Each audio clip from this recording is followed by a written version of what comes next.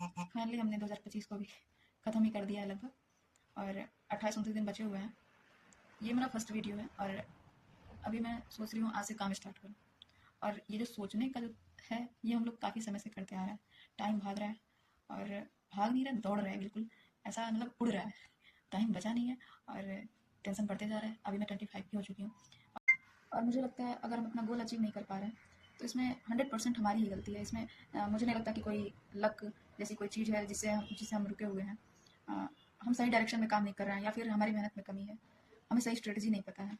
हमने अपने अपने ब्रेन को उस तरीके से हमने वो रिवायर नहीं किया हुआ है। हमारा ब्रेन है एक लूप में फंसा हुआ है। हम दिन भर फालतू की रील्स देखते रहते हैं, सेल्फ इम्प्रूवमेंट की भी रील्स देखते हैं, फिर भी उस पर काम नहीं करते हैं।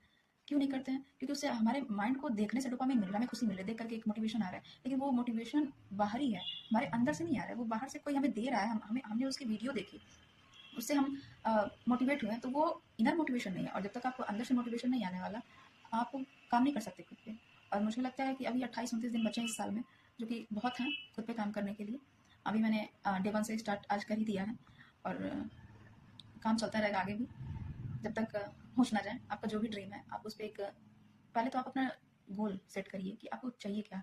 एक फिट बॉडी, एक जॉब, या फिर आपको पैसे कमाने हैं, पैसे अर्निंग करनी है, या फिर कोई नई स्किल सीखनी है, इस पे आपको काम करना है। तो मुझे लगता है कि आप पहले एक गोल सेट करिए, आप उसे लिखिए, उस पर स्ट्रेटेजी बनाइए कि आपको ये चीज़ मतलब होती है चीज़ें ना कि क्या चाहिए, सबसे पहले क्या चाहिए, ये जानना बहुत ज़रूरी है। जैसे आप मान लो आपको कोई जॉब लेनी है, और आपको जॉब क्यों लेनी है? क्योंकि आपको अपना फ्यूचर सिक्योर करना है। और उसके लिए सबसे पहले हमको जब काम स्टार्ट करना है तो पहले हमको उसको स्टेप्स में लिखने पड़ेंगे।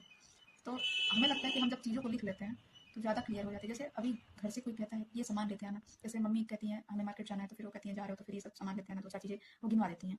फिर हमारे माइंड में रहता है, मार्केट जब हम पहुंच जाते हैं, वहाँ पे जाने के बाद हमें चीज़ें याद नहीं रहती, हम भूल जाते हैं, या फिर कोई तो एक दो सामान छूट ही जाता है। और जब असल में जब हम लोग उसे लिख कर ले जाते हैं, और जब हम उसे लिख कर ले जाते हैं तो सब सही रहता है। तो मुझे लगता है कि लिखना बहुत ज़रूरी है। किसी भी चीज़ को आप लिख करके जब करते हैं ना, तो वो एक तरीके से फिट हो जाता है आपके माइंड में कि हाँ, अगर आप भूलते भी हैं कोई चीज़ें तो आप उससे रिकॉल कर सकते हैं कि हाँ, क्या स्टेप्स रह गए। मैंने उसमें ऐसा कौन सा चीज़ जो है जो मैंने अभी छोड़ दिया है, आप उस पर दोबारा काम कर सकते हैं।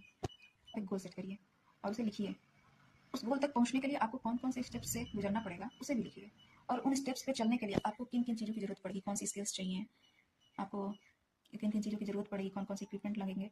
आप उन सारी चीज़ों को अरेंज करने के लिए आप उस पर काम करिए।